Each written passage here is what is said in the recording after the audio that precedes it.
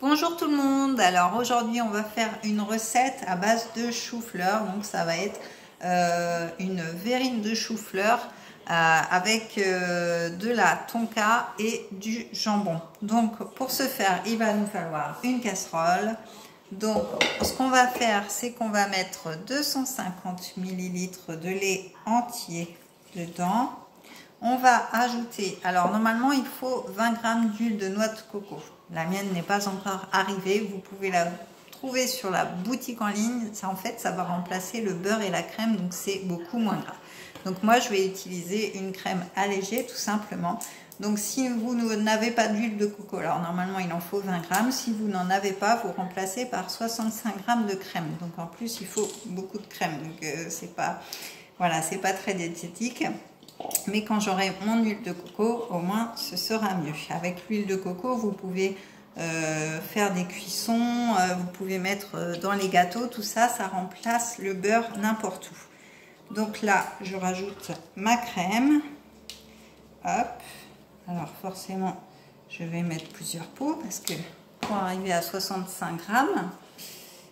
Hop. Alors. Voilà, et comme ça je vais vous expliquer les autres ingrédients pendant que ça va cuire. Hop. Voilà. Donc là, hop, j'ai mélangé mon lait et ma crème. Et du coup, dans ce lait et cette crème, je vais rajouter de la fève de tonka. Donc moi, j'en ai mis une demi, ça suffit largement. Après, c'est selon vos goûts, vous pouvez en mettre plus. C'est comme vous voulez. Donc je vais mettre ça à bouillir et je reviens tout de suite. Alors, je suis là pas très loin, ne vous inquiétez pas. Je vais mettre ceci à bouillir. Voilà. Donc, alors, hop, je prends donc la fève de tonka, pour ceux qui ne connaissent pas, voilà comment ça se présente. Donc vous pouvez en trouver sur la boutique en ligne et vous la râpez tout simplement, donc la quantité que vous voulez. Vous pouvez agrémenter vos plats salés, vos plats sucrés, les crèmes, les desserts, les macarons, les salades de fruits, enfin voilà, tout ce petit monde. Donc, ensuite, donc quand notre casserole va bouillir, alors je surveille quand même parce que ce serait pas le tout que ça déborde. Je sais pas. Voilà. Voilà, donc là, c'est en train de chauffer et de bouillir. Et du coup, on va ajouter notre chou-fleur. Donc jusque-là, vous me suivez, il n'y a pas de problème. Donc le chou-fleur qu'on a coupé en morceaux égaux pour que la cuisson soit bien uniforme. Donc on va le rajouter et on va le cuire 8 minutes. Donc je l'ajoute dans ma casserole. Voilà, comme ceci.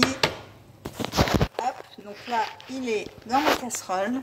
Donc on va le mettre à cuire 8 minutes. Donc il n'y a rien de compliqué dans ce qu'on vient de faire pour l'instant. Donc on va laisser cuire, on va baisser le feu forcément. Alors j'ai pas mon petit caméraman aujourd'hui, donc c'est pas pratique. Voilà, donc je peux pas filmer comme il faut, comme d'habitude. C'est dommage, mais je vais remédier au problème très très vite. Donc, alors pour vous expliquer, donc là ma crème est en train de prendre, mon petit velouté on va dire de chou-fleur est en train de cuire. Donc quand il sera cuit, eh bien on va on va ajouter l'agar-agar. Donc moi j'ai pris de l'agar-agar, c'est plus simple que la gélatine parce que quand la préparation est froide, vous pouvez l'ajouter directement dedans. Alors que si vous prenez de la gélatine, donc pendant que ça cuit ici, donc 4 g de gélatine en poudre, eh bien il va falloir l'hydrater dans un peu d'eau pour pouvoir l'ajouter au mélange après, alors que l'agar-agar, vous l'ajoutez directement, il n'y a aucun souci. Donc c'est un gélifiant comme la gélatine et vous pouvez le retrouver aussi sur la boutique en ligne au Pédélis. Donc voilà. Donc, alors pour la petite astuce, si vous voulez commander, j'ai un code promo, donc revenez vers moi avant, comme ça je vous indiquerai le processus et comment arriver sur cette fameuse boutique. Donc ensuite, une fois que vous avez fait ça, donc vous allez mixer le mélange qui est en train de chauffer là-bas et donc vous allez ajouter votre agar-agar ou votre gélatine. Et vous allez mettre, alors soit dans des ramequins comme ça, parce que nous on est deux, ça va être notre plat principal, mais souvent ça peut être fait en apéro ou en verrine. Donc du coup vous pouvez prendre des petits pots transparents, enfin pas celui-là parce qu'il n'est pas très beau, mais des jolies petites verrines en verre, et là c'est le summum assuré. Donc je vous dis pas, ça sent super bon déjà, donc je vais aller voir quand même ma casserole où ça en est. Donc ça cuit doucement, c'est impeccable, c'est parfait. Hop. Voilà. Donc je vais, non si c'est bon.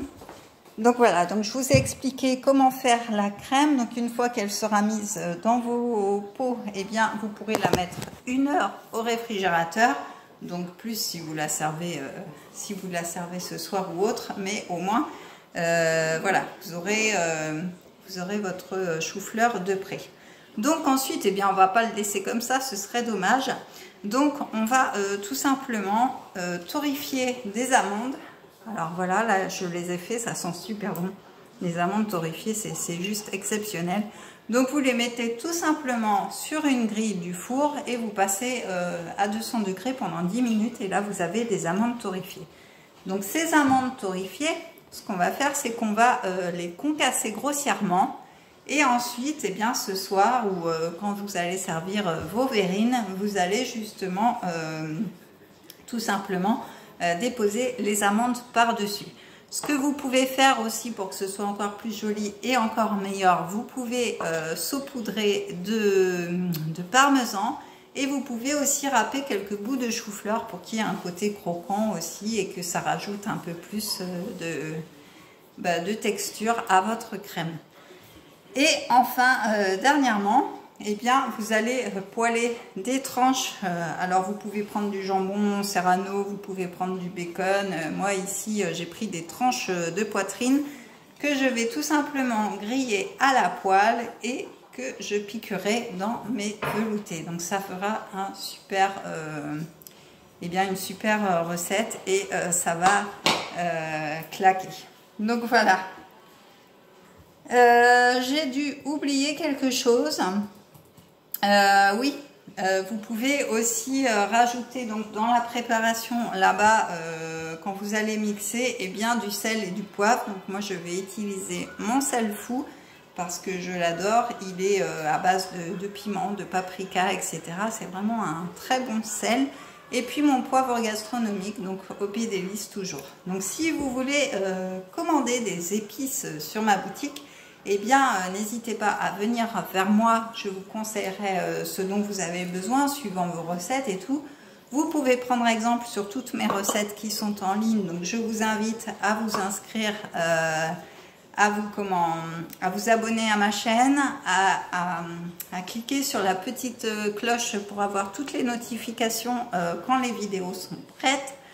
Et puis, vous pouvez me suivre aussi sur Facebook et Instagram. Donc voilà, donc je vais retourner à mon velouté pour voir où il en est. Donc il va rester 3 minutes.